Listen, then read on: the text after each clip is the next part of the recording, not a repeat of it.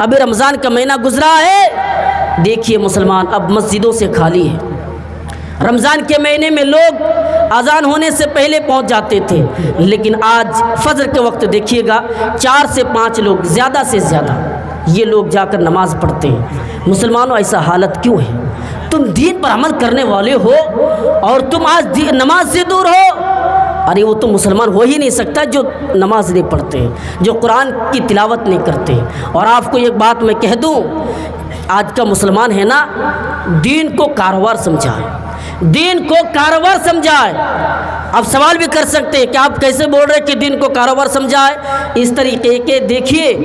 کہ 12 مہینوں میں سے ایک مہینہ رمضان کا مہینہ ہے، لوگ آتے ہیں رمضان کے مہینے میں روزے رکھتے ہیں، قرآن کی تلاوت کرتے ہیں اور یعنی لوگوں پیسے دان بھی کرتے ہیں، لیکن رمضان کا مہینہ نکلا اور مسجد سے وہ بھی نکل گیا۔ اب کیا کہتے ہیں، چلو ایک مہینہ عبادت کی، نمازیں پڑھی، قرآن کی تلاوت کیے ہیں، تو چلیے 11 مہینہ اب کمانا ہے، گھر بار چلانا ہے۔ مسلمانوں ایسا کم ہرگز نہ کریں۔ جب آپ نبی کے طریقے پر عمل کرتے ہیں، جب آپ نبی کے طریقے پر چلتے ہیں اور نبی کو آئیڈیل مانتے ہیں، جب نبی کو آئیڈیل آپ بنا لیجئے گا تو آپ کبھی یہ بول نہیں سکتے ہیں کہ میں 1 مہینہ نماز پڑھوں گا، 1 مہینہ قرآن کی تلاوت کروں گا۔ یہ کبھی آپ کی زبان سے یہ بات نکل ہی نہیں سکتی ہے کہ آپ ایسی باتیں کہیں۔ تو آپ دین کو کاروبار نہ سمجھے، آپ رسول کو آئیڈیل بنائیں۔ آئیے ایک حدیث پر غور کیجئے۔ حضرت زید بن حارث رضی اللہ تعالیٰ عنہ یہ بچپن میں اپنے ماں باپ سے بچھڑ گئے تھے۔ بڑا آئیے غور کیجئے، زید بچپن میں اپنے ماں باپ سے بچھڑ گئے تھے، یعنی ڈاکوؤں نے اسے آگاہ کر لیا اور بازاروں میں اس کو لے جا کر بیچ دیا۔ وہ زمانہ تھا بیچنا، کاروبار کرنا آدمیوں کو۔ بس یہ غلام بن کر اللہ کے نبی صلی اللہ علیہ وسلم کے پاس پہنچ گئے۔ کون؟ حضرت زید۔ اور یہ کافی عرص تک عبادت کی، یعنی اللہ کے نبی کی خدمت کی، اللہ کے نبی کے پاس رہے۔ لیکن جب اللہ کے نبی کو دیکھا، اللہ کے نبی کے پاس رہا، اس نے اسلام قبول کر لیا، اس نے دین پر عمل کرنے لگے۔ لیکن جب بڑے ہو گئے، جب یہی زید بن حارث جوان ہو گئے، بڑے ہو گئے، یعنی بڑے ہونے کے بعد اس زید بن حارث کا خبر، یعنی اس بچے کا جو بچپن میں بچھڑ گیا تھا، اب بڑے جوان ہیں، اب ان کا خبر ان کے گھر والوں تک یہ بات پہنچ گئی ہے کہ زید بن حارث مکہ کے ایک نوجوانوں کے پاس ہے۔ وہ کون ہے؟ وہ جناب محمد رسول اللہ صلی اللہ علیہ وسلم ہے، کیونکہ ان کے خاندان والے، ان کے والد صاحب یہ ایمان سے دور تھے، یہ مسلمان نہیں تھے، یہ مشرک تھے۔ یہ لوگ اپنے گھر والوں سے کہا، گھر والوں سے بتانے کے بعد اپنے گاؤں والوں کو اکٹھے کیا، گاؤں والوں کو جمع کیا، اور جمع کرنے کے بعد کہنے لگا ایسی بات ہے کہ محمد نام کا ایک شخص ہے جو نبی دعویٰ کرتا ہے، اس کے پاس میرا ایک پیارا سا بچہ ہے، اور چلو ہم سب مل کر ان کے پاس چلتے ہیں، اور جانے کے بعد ان سے کہیں گے کہ میرا بیٹا ہے، میرے حوالے کر دیں۔ حضرت زید بن حارث یعنی حارث یہ بات کہہ رہے ہیں، حارث گھر والوں اور گاؤں والوں کو بلا رہے ہیں۔ گاؤں والوں نے کہا ٹھیک ہے چلتے ہیں۔ لوگ تیار ہو گئے، بہت سارے لوگ تیار ہونے کے بعد حضرت زید بن حارث یعنی زید کو لانے کے لیے گاؤں کے تمام لوگ اور ان کے خاندان کے لوگ یہاں پہ حاضر ہو جاتے ہیں، کس کے پاس؟ اللہ کے نبی صلی اللہ علیہ وسلم کے پاس، اور آ کر کہتے ہیں اپنے بیٹے سے ملنے سے پہلے اب محمد صلی اللہ علیہ وسلم سے گفتگو کرتے ہیں، بات کرتے ہیں، اور کہتے ہیں ہم زید کا والد ہیں، ہاں میرا نام حارث ہے اور یہ میرے گاؤں والے ہیں، یہ میرا والد ہے۔ زید کہہ رہا ہے، اپنے آپ کو بتا رہے ہیں کہ میں فلاں ہوں، میں فلاں ہوں، میں فلاں ہوں۔ اس طریقے سے بتانے کے بعد کہا آپ کے پاس میں اس لیے آیا ہوں کہ آپ تو بہت پیارا سا انسان ہے، اور آپ کے بارے میں لوگ تعارف بھی کرتے ہیں، آپ کی تعارف کرتے ہیں اور کہتے ہیں کہ محمد ایسا آدمی ہے کہ ہر شخص کی باتوں کو ٹالتا نہیں ہے۔ ہاں اس لیے آپ کے پاس میں اس لیے میں آپ کے پاس آیا ہوں کہ یہ میرا بچہ میرے حوالے کر دیجئے۔ اللہ کے نبی نے کیا جواب دیا کہ میں منع بھی نہیں کر سکتا ہوں اور میں روکوں گا بھی نہیں۔ اگر آپ کے ساتھ حضرت زید رضی اللہ تعالیٰ عنہ جانا چاہتا ہے تو جا سکتا ہے، میں اسے روکوں گا نہیں۔ اگر وہ نہیں جا سکتا ہے تو میں ضد بھی نہیں کروں گا کہ زید تم چلے جاؤ، کیونکہ اللہ کے نبی کو پتہ تھا کہ حضرت زید رضی اللہ تعالیٰ عنہ کا جو والد ہے وہ ایمان سے دور ہے، وہ قرآن و حدیث سے دور ہے،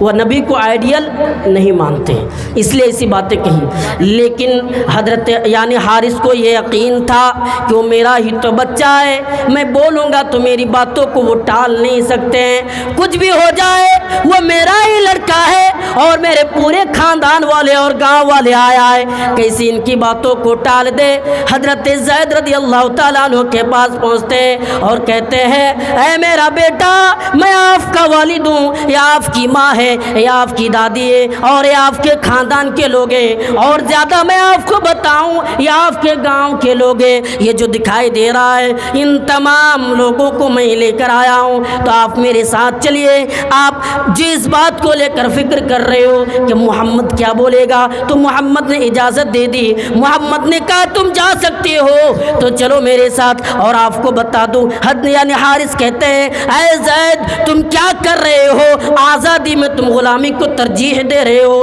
اے زید چلو میں تمہیں پیسہ بھی دوں گا، ہاں تم صرف یہ غلامی کرنے کی ضرورت نہیں ہے، اگر یہ لوگ پیسہ مانگے، اگر محمد پیسہ بھی مانگ رہا ہے تو پیسہ دینے کے لیے تیار ہوں، کچھ بھی مانگے دینے کے لیے تیار ہوں، لیکن تم میرے ساتھ چلو۔ حضرت زید رضی اللہ تعالیٰ عنہ کہتے ہیں نہیں والد صاحب نہیں، ابا جان میں نہیں جا سکتا ہوں، کیونکہ میں نے آپ کے ساتھ اگر زندگی بھر رہتا اور یہ پل بھر کی زندگی جو میں نے نبی کے ساتھ گزاری ہے، ہاں یہ بھاری پڑ سکتے ہیں، اور میں نے نبی کے ساتھ رہ کر جو عمل کیے ہیں، نبی کے ساتھ رہ کر جو مجھے نمونہ پایا ہوں، آپ کے ساتھ اگر میں رہتا تو نمونہ وہ چیز مجھے کبھی نہیں ملتا، اس لیے میں آج انکار کر رہا ہوں، میں آج یہ کہہ رہا ہوں کہ آپ کے ساتھ نہیں جا سکتے ہیں، آپ کے ساتھ میں کبھی بھی نہیں جاؤں گا، یا کچھ بھی ہو جائے اب جا سکتے ہیں، میں آپ کو روکوں گا بھی نہیں۔ حضرت یعنی زید کی یہ بات سن کر حارث کہتے ہیں مجھے یقین نہیں تھا کہ میرے بچوں کے پاس میرے بچے ایسی باتیں کہے گی، مجھے یقین نہیں تھا، یقین نہیں ہو رہا اب بھی کہ میں اپنے بچوں کو بتا رہا ہوں کہ چلو میرے ساتھ آزادی میں غلامی کی ترجیح کیوں دے رہے ہو، لیکن بچے نے ایسا جواب دیا، ایسی باتیں کہی کہ یقین نہیں ہو رہا ہے، والد صاحب ایک باپ کو بھی یقین نہیں ہو رہا ہے۔ حضرت حارث زید کہنے لگے اے ابا جان اب بتائیے، میں اگر آپ کے ساتھ رہتا تو میں دین سے دور رہتا اور میں اس دنیا میں بھی اور قیامت کے دن میں ذلیل ہو جاتا،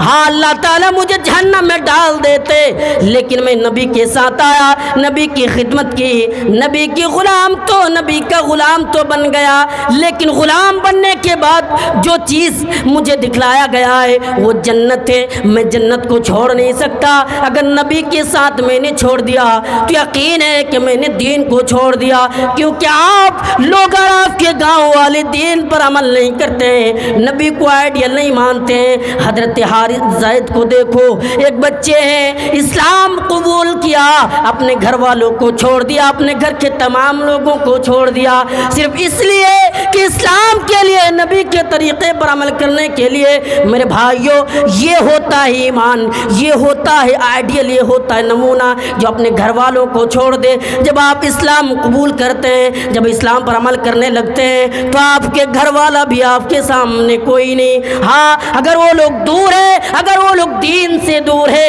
اگر وہ لوگ قرآن و حدیث سے دور ہے، تو اسی طریقے سے زید کی باتیں کہنے کی ضرورت ہے۔ بتائیے بعد میں کیا جائیے اسلام پر قبول کیجئے، نبی کو آئیڈیل مانیے، اگر وہ لوگ نہیں مان رہا ہے تو ان لوگوں سے کہہ دیجئے میں آپ لوگوں کے ساتھ نہیں رہ سکتا ہوں، میں آپ لوگوں کے ساتھ زندگی گزارنا مشکل ہو رہا ہے، آپ لوگ اسلام پر عمل نہیں کرتے ہیں۔ حضرت زید نے کیوں کہا کہ میں نہیں جا سکتا ہوں؟ اس لیے کہ اسے معلوم ہے کہ اگر میں اپنے والد اپنے خاندان والوں کے ساتھ میں چلا جاتا ہوں تو یہ جو دین کا طریقہ ہے اور نبی آئیڈیل ہے یہ کیسے ہو سکتا ہے کہ میں چھوڑ کر چلا جاؤں؟ تو یہ باتیں تھی جو میں نے آپ کے سامنے بتایا۔ آپ کو بتانا چاہتا ہوں کہ نبی اکرم صلی اللہ علیہ وسلم کی مکی زندگی کیا ہے، اور مکی زندگی میں یہ جو پریشانیاں آئی ہیں، ان تکلیفوں کو، ان پریشانیوں کو کس طریقے سے برداشت برداشت کیا، اور اللہ کے نبی کے اندر برداشت کا جو مادہ تھا اس پر غور کیجئے۔ اللہ کے نبی نے ہر ایک بات پر لوگوں کو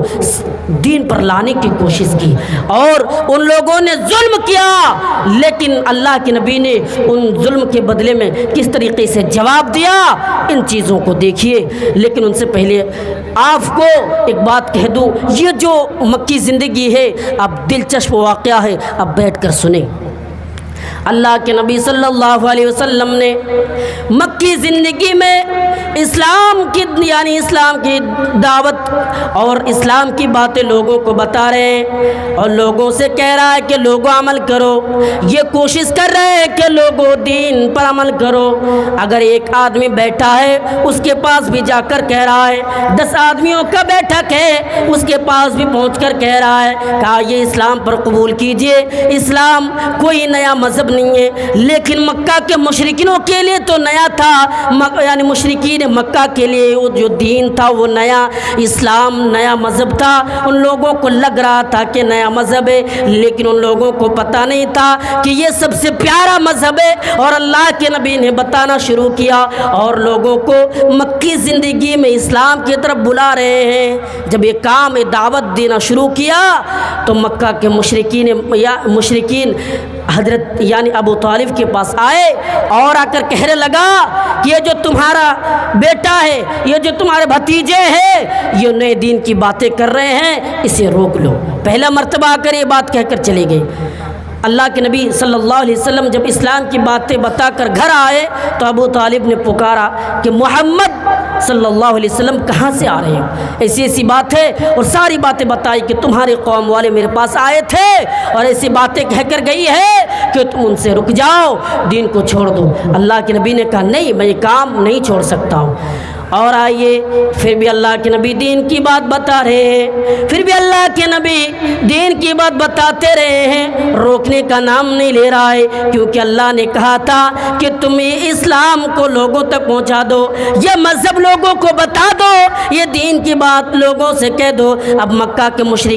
مشرکینوں نے آئے اور ابو طالب کو دھمکی دینا شروع کر دیا، ہے ابو طالب سن لو، اگر تم اسلام کو نہیں چھوڑتے ہو اور یعنی محمد کو نہیں چھوڑتے ہو، اور یہ محمد کام جو کر رہا ہے اگر تم نہیں روک رہے ہو، تم سے اور تمہارے خاندان والوں سے لڑیں گے یا کچھ بھی ہو جائے۔ اب یہ بات سن کر ابو طالب ڈر جاتے ہیں۔ اللہ کے نبی گھر آئے اور آنے کے بعد اللہ کے نبی سے کہا، اے محمد صلی اللہ علیہ وسلم ایسی ایسی باتیں، اب رک جائیے۔ اللہ کے نبی کا جو ایک سہارا تھا وہ بھی چھن گیا، وہ بھی ڈر گئے، پیچھے ہٹ گیا۔ اللہ کے نبی رونے لگے۔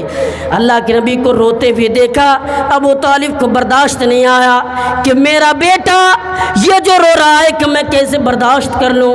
ہاں، ابو طالب نے کہا کہ جاؤ، تمہیں رونے کی ضرورت نہیں ہے، یہ جو تم رو رہے ہو رونے کی ضرورت نہیں ہے، جاؤ اور تم اپنا کام کرتے رہو۔ ہاں، یعنی کسی کے بس یہ طاقت نہیں ہے کہ آپ کو روک کر دکھائے، اگر کوئی انگلی بھی اٹھائے تو مجھے بتا دینا، میں اس کو بتاؤں گا۔ پھر اللہ کے نبی نے وہ اسلام لوگوں تک بتاتے رہے، لیکن موقع آیا کہ ایک مرتبہ اللہ کے نبی صلی اللہ علیہ وسلم خانہ کعبہ میں نماز پڑھ رہے ہیں، اور ابو جہل اور ان لوگوں نے آئے، اور آنے کے بعد جب اللہ کے نبی سجدے کی حالت میں ہیں اسی طریقے سے اللہ کے نبی پر اونٹنی کی اوجھڑی لا کر رکھ دی۔ حضرت عبداللہ ابن مسعود رضی اللہ تعالیٰ عنہ کا بیان ہے کہ اللہ کے نبی کو دیکھ رہا ہے کہ مکہ کے مشرکینوں نے، ابو جہل نے، امیہ بن خلف نے اور ان جیسے ظالموں نے سجدے کی حالت میں اونٹنی کی اوجھڑی لا کر رکھ دی، اور وہ لوگ دور جا کے ہنسی کر رہے ہیں اور کھلکھلا کر ہنس رہے ہیں، لیکن اللہ کے نبی سجدے سے سر اٹھانا مشکل ہو رہا ہے۔ آپ کی پیاری بیٹی حضرت فاطمہ رضی اللہ تعالیٰ عنہ دوڑی دوڑی آئی اور آنے کے بعد اونٹنی کی اوجھڑی ہٹائی۔ اللہ کے نبی سجدے سے سر اٹھایا اور اٹھانے کے بعد ایک ایک کر کے نام لے لے کر کہا، یا اللہ تم ان سے انتقام لے لینا، یا اللہ تم امیہ بن خلف اور ابو جہل سے انتقام لے لینا، ان لوگوں نے نماز کی حالت میں اس طریقے سے ظلم کیا ہے، یا اللہ تم ان سے انتقام لے لینا۔ حضرت عبداللہ ابن مسعود کہتے ہیں کہ میں نے اپنے آنکھوں سے دیکھا کہ وہ بدر کے میدان میں، بدر کے کنویں میں وہ تمام کے تمام لوگ مرے پڑے ہوئے تھے، ان کی لاش پڑی ہوئی تھی، اور ایک ایک کر کے میں نے دیکھا۔ دیکھ رہے مکی زندگی میں اللہ کے نبی پر کس طریقے سے ظلم کیا۔ اللہ کے نبی ایک مرتبہ لوگوں کے اکٹھے ایک جگہ پر بلایا اور بلانے کے بعد ایک ایک کر کے نام لے لے کر پکارا اپنے خاندان کے لوگوں کو، اور جب سارے لوگ اکٹھے ہو گئے، جمع ہو گئے، پھر اللہ کے نبی نے کہا اے لوگو دین پر عمل کر لو، اے لوگو، اور اپنے بیٹی سے بھی یہ بات کہہ دی کہ دیکھو تم دنیا میں جو مانگنا چاہو مجھ سے مانگ لو، کیونکہ قیامت کے دن میں کچھ بھی نہیں دے سکتا ہوں، ہاں تمہیں جو چاہیے لے لو لیکن تم دین پر عمل کر لو، رسول کے طریقے پر عمل کر لو، کامیاب ہو جاؤ گے۔ یہ بات کہہ دی، سارے لوگ بتا رہے ہیں، لوگوں کہہ رہے ہیں، لیکن اس میں ابو لہب بھی تھے اور ان جیسے لوگ اور ظالم لوگ بھی تھے، اور آپ کے تمام خاندان والے تھے، لیکن وہ خاندان والے موجود تھے، لیکن جب یہ دین کی بات اللہ کے نبی نے کی ہے سارے لوگ چلے گئے۔ یہ ایک شخص یعنی کفار یعنی مکہ کے مشرکینوں میں سے ایک شخص رہا، اور رہنے کے بعد کہا یہ اللہ کے رسول اے محمد بربادی ہو تمہارے لیے، تم نے مجھے اس لیے بلایا تھا، تم اپنے دین کا کام کرنے کے لیے مجھے بلایا تھا۔ کون کہا؟ ابو لہب نے کہ اے بربادی ہو، ابو جہل نے بربادی ہو۔ مشرکینوں نے کہا کہ تمہارے لیے بربادی ہو، تم نے اس لیے بلایا تھا کہ تمہارے دین پر عمل کرو۔ دیکھ رہے ہیں سارے مشرکین مکہ چلے گئے، ایک شخص گالی دے رہے اللہ کے نبی کو، لیکن مکی زندگی میں برداشت کیا۔ اس واقعہ سے سبق یہ ملا مسلمانوں، آج جو ظالم حکمراں تم پر ظلم کر رہے ہیں، آج جو تم پر ظلم کر رہے ہیں، تو ہمیں برداشت کرنے کی ضرورت ہے، کیونکہ اللہ کے نبی کے زمانے سے تو چلا آ رہا ہے۔ آج ذرا سی تکلیفیں آ رہی ہیں، تم چیخ پڑتے ہو اور کہتے ہو کہ ہم پر ظلم کیا جا رہا ہے، ہمیں مارا جا رہا ہے، لیکن کبھی یہ بولتے نہیں ہو کہ دین پر عمل کروں، دین پر عمل کرتے نہیں ہیں، اور کہتے پھرتے ہیں کہ فلاں جگہ پر مسلمانوں کو مارا گیا، فلاں جگہ پر مسلمانوں کا ابھی بھی مارا جا رہا ہے، کبھی تو دین پر عمل کر لیا کرو۔ اللہ کے نبی مکی زندگی میں دیکھیے پھر بھی اسلام کی بات بتا رہے ہیں، عمل کرنے کے لیے تیار نہیں، کوئی اسلام کو قبول کرنے کے لیے تیار نہیں۔ پھر اللہ کے نبی نے یہ سوچا کہ چلو یہاں سے میں نکلتا ہوں، اور یہاں سے نکلنے کے بعد میں اور کسی جگہ کا سفر کرتا ہوں، وہاں کے لوگوں کو معلوم نہیں، وہاں کے لوگوں کو پتہ نہیں، وہاں کے لوگوں کو اچھی طریقے سے معلوم نہیں کہ اسلام کیا ہے، جا کر میں بتاؤں گا۔ اگر وہاں کے لوگ اس بات پر عمل کرنے لگے تو انشاءاللہ اسلام میں اور اسلام کے مسلمانوں کے اندر طاقت آ جائے گی۔ یہ بات کہہ کر اللہ کے نبی نے مکہ سے طائف کا سفر کیا، اور طائف کا سفر تقریباً مکہ سے 100 کلومیٹر دوری میں طائف ہے، اور اس زمانے میں 4 ویلر اور 2 ویلر کا زمانہ نہیں تھا کہ 2 ویلر ہو اس پر چلے گئے 2-2.5 گھنٹہ 3 گھنٹے میں، لیکن ایسا معاملہ نہیں تھا۔ اللہ کے نبی نے پیدل چل کر 100 کلومیٹر کا سفر کیا، اور سفر کرنے کے بعد وہاں کے جو سب سے بڑے اور عہدے میں رہتے ہیں بادشاہ ہے ان کے پاس پہنچے، اور پہنچنے کے بعد کہا کہ میں اسلام کو لے کر آیا ہوں، میں دین اسلام کو لے کر آیا ہوں، اور آپ کو بتانا چاہتا ہوں طائف کے سردار کیا کہتے ہیں کہ میں اسی دین پر عمل نہیں کرتا ہوں، اور تم کون ہو جو میں تمہاری باتوں پر عمل کروں؟ اللہ کے نبی نے کہا کہ میں اللہ کا رسول ہوں، میں اللہ کا نبی ہوں، میں اللہ کا آخری نبی ہوں۔ وہ طائف کے سردار کیا کہتے ہیں، ارے تمہیں اللہ نے نبی بنایا، تمہیں اللہ نے رسول بنایا، ارے تم تو ایک غریب گھرانوں کے رہنے والے ہو، ہم تو دیکھو سردار ہوں، ہمیں کیوں رسول نہیں بنایا؟ اللہ نے تمہیں کیوں نبی بنایا؟ میں اس بات پر عمل نہیں کرتا ہوں۔ ہاں وہاں کے سردار لوگ عمل نہیں کیا، پھر اللہ کے نبی نے وہاں کے عوام، وہاں کے پبلک اور وہاں کے جو بسنے والے لوگ ہیں ان لوگوں کے پاس جا کر کہنے لگے میں اللہ کا رسول ہوں، میں اللہ کا نبی ہوں، میں اس لیے آیا ہوں کہ آپ کو دین کی بات بتا دوں، آپ کو قرآن کی بات بتا دوں، آئیے قبول کیجئے۔ لیکن وہ طائف کے لوگ بھی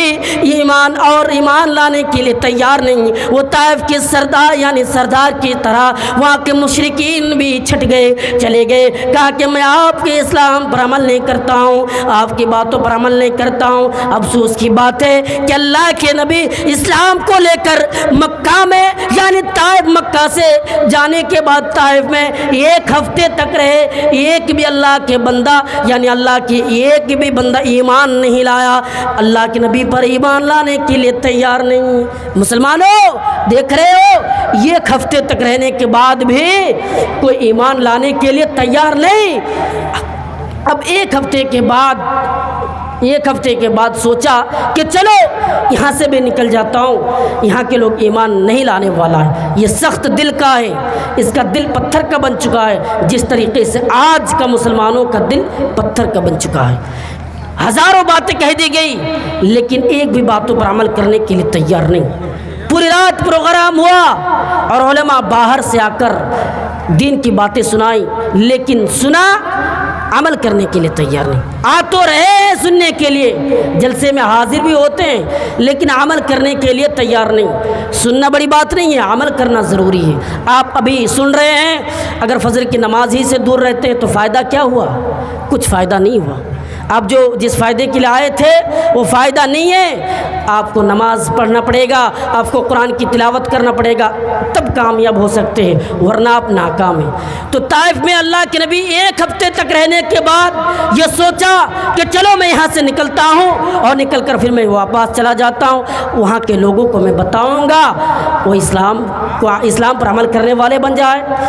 جب اللہ کے نبی نے نکلنے کی باتیں کی کہ چلو میں یہاں سے نکلتا ہوں، میرے بھائیوں غور کرو، اللہ کے نبی ایک ہفتے کے بعد نکلنے کی بات کر رہے ہیں، وہاں کے کافروں نے، وہاں کے سرداروں نے گنڈے اور موالیوں کو خریدا، یعنی وہاں کے گنڈے اور موالیوں کو پیسے دے دے کر خریدا، اور خریدنے کے بعد یہ کہہ رہا ہے ہم نے تمہیں اس لیے خریدا ہے، ہم نے تمہیں پیسے دے کر اس لیے خریدا ہے کہ تمہیں یہاں پہ بیٹھ کر کھانا کھانے کی ضرورت نہیں ہے، ایک شخص کو مارنا ہے، ایک شخص پر ظلم کرنا ہے، اور وہ کون ہے؟ وہ اللہ کے نبی جناب محمد رسول اللہ صلی اللہ علیہ وسلم ہے، اس شخص کا نام ہے محمد، اس شخص پر ظلم کرنا ہے۔